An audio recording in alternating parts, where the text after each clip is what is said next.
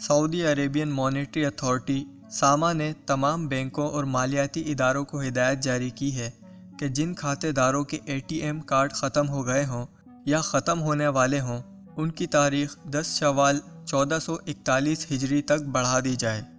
عاجل web site کے مطابق ساما نے یہ پابندی بھی لگائی ہے کہ ATM کارڈ میں توسیع کرتے وقت کھاتے داروں کی منظوری ضرور لی جائے۔ توسیع کی کارروائی میں کھاتے داروں کو ضروری سہولت مہیا کی جائے اور ممکنہ وسائل کی مدد سے تجدید شدہ کارڈ کھاتے داروں تک پہنچائے جائیں۔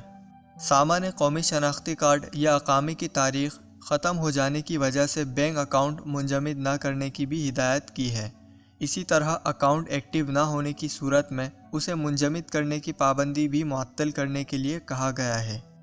ساما نے بینکوں کو ایک ہدایت یہ بھی دی ہے کہ اگر شناختی کارڈ ختم ہونے یا مختار نامے کی میعاد ختم ہو جانے کی وجہ سے سجل تجارتی کی توسیع نہ ہوئی ہو، اسی طرح کمپنیوں اور اداروں کے اکاؤنٹ کسی قسم کے اسباب کی وجہ سے منجمد کر دیے گئے ہوں تو انہیں بھی کھول دیا جائے اور تا اطلاع ثانی منجمد کھاتے بحال کر دیے جائیں۔ ساما نے اپنی ویب سائٹ پر بیان میں کہا کہ یہ ساری سہولتیں نئے کورونا وائرس سے پیدا ہونے والے مسائل حل کرنے کی خاطر دی جا رہی ہیں۔ بحرانی حالات میں کھاتے داروں کو بینک خدمات سے فائدہ اٹھانے کی راہ میں جو مشکلات پیش آ رہی ہیں انہیں دور کرنے کی وجہ سے نئی سہولتیں مہیا کی جا رہی ہیں۔